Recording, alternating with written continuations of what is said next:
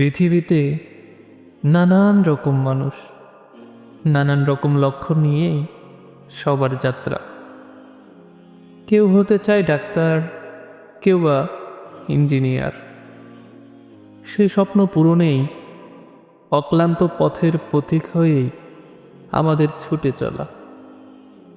কিন্তু যেই রব আমাদেরকে এই পৃথিবীতে পাঠালেন, তার সেই লক্ষ্য আমরা কতটুকু পূরণ করতে পেরেছি? সবাইকে যদি জিজ্ঞেস করা হয় জান্নাতে যেতে চান, উত্তরে ইতিবাচক জবাবই পাবেন। কখনো কি এমন কাউকে দেখেছেন যে একটু পরেই মারা যাবে, যার পাশে বসে সবাই কালেমা পড়ছে, অথচ তার মুখ থেকে কালেমা উচ্চারিত হচ্ছে না?